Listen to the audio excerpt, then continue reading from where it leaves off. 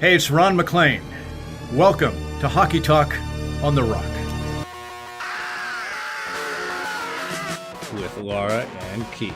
It's interesting. So let's back up a second. He played absolutely out of his mind. It made no sense to me. And now, here are your hosts. Do this. Here we go. Episode number 60 of Hockey Talk on the Rock, and first episode ever. I'm not wearing a real jersey, but tis the season, and my wife gave me this nice new Seattle Kraken t-shirt, so I thought I'd sport it for this episode. Very nice. And we are getting back together after the holidays. It's December 28th. We're all rested up. Had all our share of eggnog and fruitcake and all that. And we're going to talk a few league things, and I'll throw a couple other things Laura's way here. But to start off, as always, what's your takes this episode? What's your rants? You got Canucks news, you got league news. You know, I feel like very rested and not that ranty about hockey right now. I mean, it feels like it's been so long since the Canucks have played that for them, I just feel like it ended on a pretty positive note with the 6 wins in a row.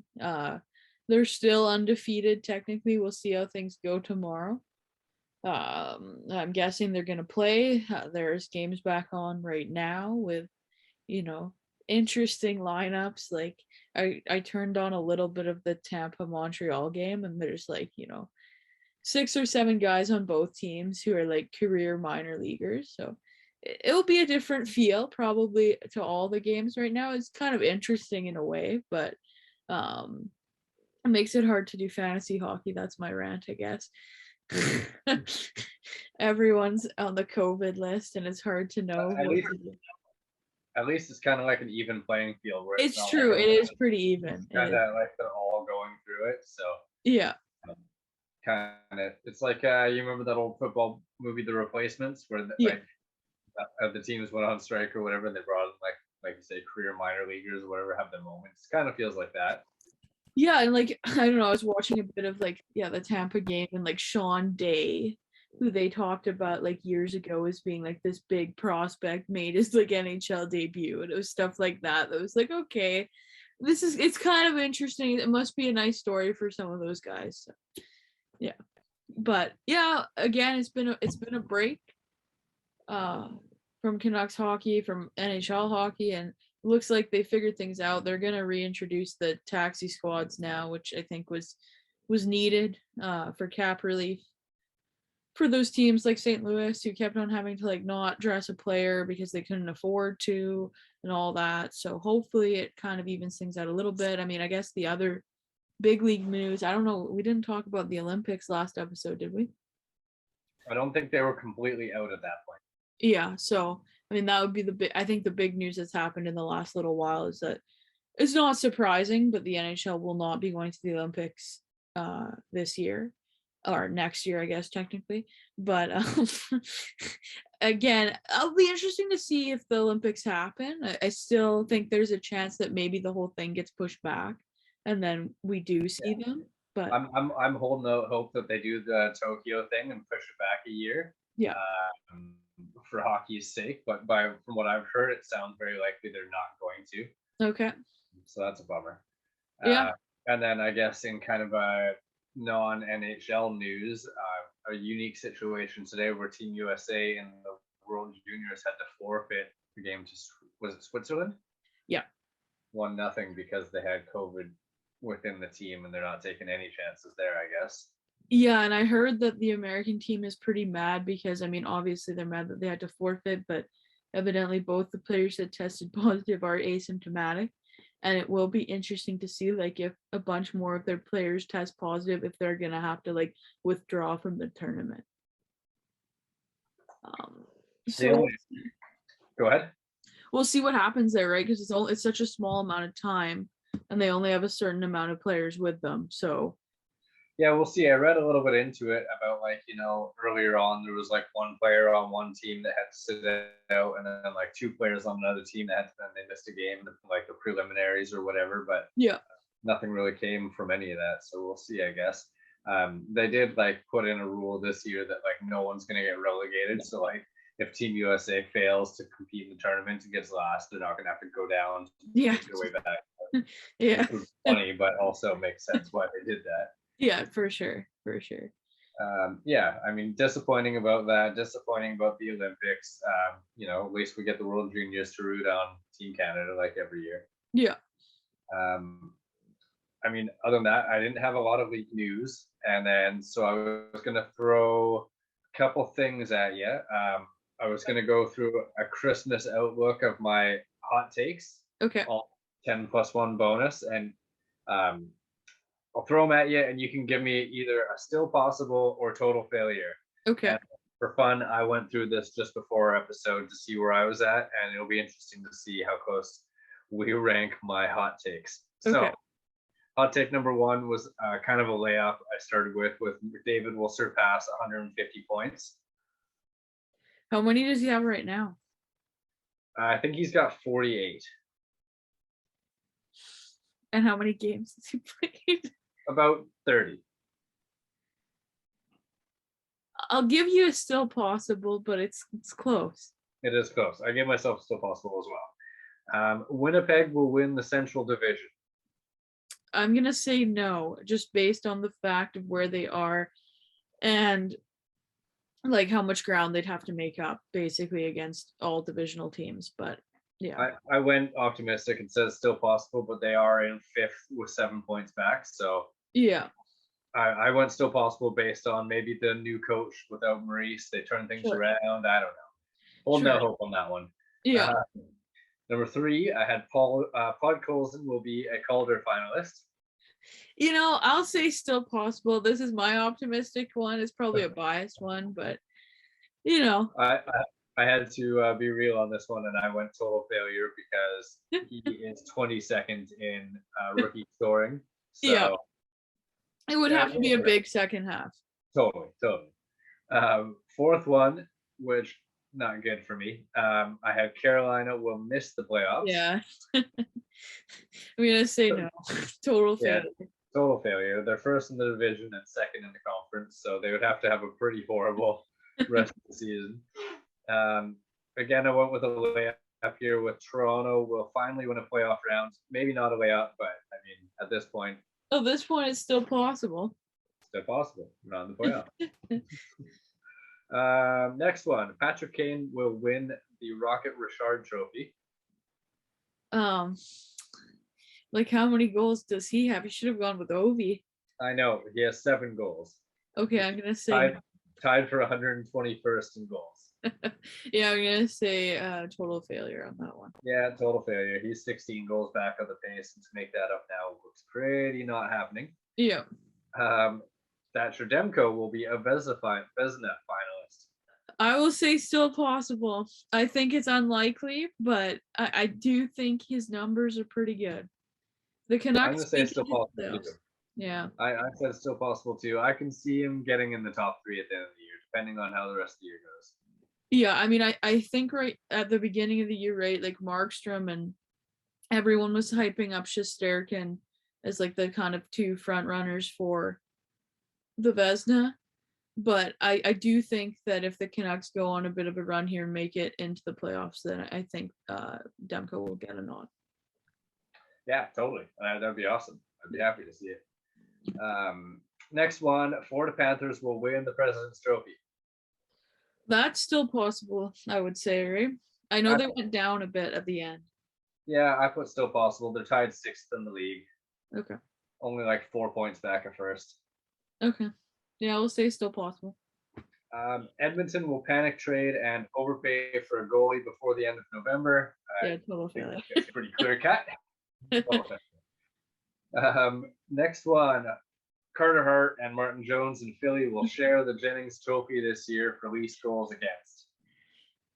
Well, I'm gonna say total failure, but anything is possible. Like it could happen, but again, they'd have to go on quite the post Christmas break run.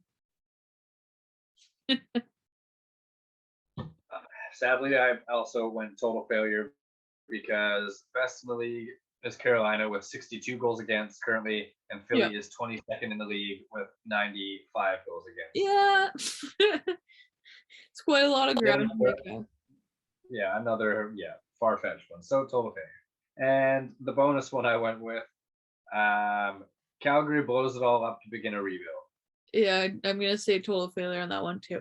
Although I will say I feel like, and this is again probably just biased because I don't like Calgary, but I could see Calgary having considerably worse second half than their first half of the season.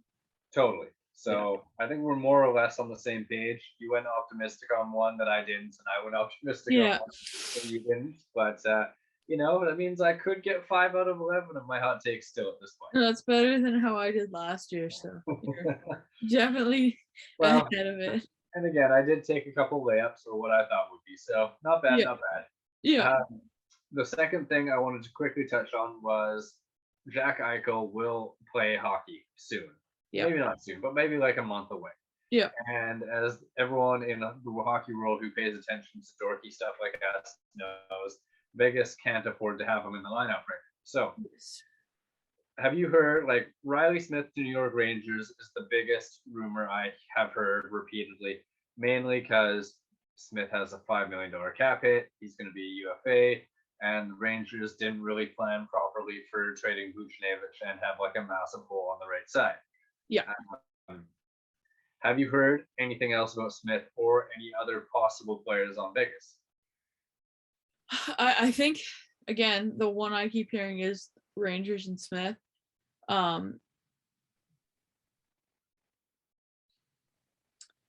Yeah, I don't think I've heard anything else with Vegas, and I don't know what else they would do that wouldn't dramatically change their team, right? So here's one that I came up with. Not because I think they would want to trade him, but I think they would want to keep Smith because he is pretty integral for like their scoring and a pretty good player and a winger. So I was looking at William Karlsson. Okay. And they're probably trading at a low point of his stock because he's not having a great year and he didn't have a great year last year. Yeah. But I just thought, like, if Eichel's going to come in and push Karlsson down to a third center, that's pretty expensive third centerman at just under $6 million a year. And wouldn't you want Eichel to have like Smith and Marchessault and or Pacioretty and Stone as like, your options kind of thing? So I always assumed that Eichel would come in and center that top line with Stone and Pacioretty, and Karlsson would stay on the second line, and then Stevenson would go to the third line. I did too until recently, where I heard some interviews like where apparently Pacioretty and Stone have been like vouching for Stevenson to stay as their centerman. Oh, okay. So that's kind of what got me on this track, and Okay. I don't know, like if that would be the way it goes, and Eichel comes in as this, like the 1A or 1B centerman, and Karlsson's like their third line center, I wouldn't even know who their third wingers are. Yeah, I don't now that Tuck is gone or Weber, right? Yeah, and also I wouldn't know who would slide up onto the second line to take Smith's spot. They do have like Dadonov, right? Oh, right, Dadonov. Yeah. Yeah. Okay. So anyways, I just quickly went through a few teams before we hopped on here, and I just quickly theorized that maybe I could see William Karlsson maybe going and might cost Vegas something to trade him even. Okay. I had either Seattle because they're new and they don't have great center depth. Sure. I had Ottawa because they struggle to keep their centerman, and I don't know, Ottawa, yes. And then the final one is kind of like the dark horse and everything would be Pittsburgh because they like to have depth in center. So yeah, those are three I was kind of looking at. Maybe could be interested in Karlsson, Yeah, I think it's even funny, like with Vegas, to start talking about trading centers because for so long the whole talk with them was that they're so weak at center, and then it would be like they're actually kind of strong for once. Yeah, I mean, I guess I could see it, but I think they'd get a better return for Smith, obviously.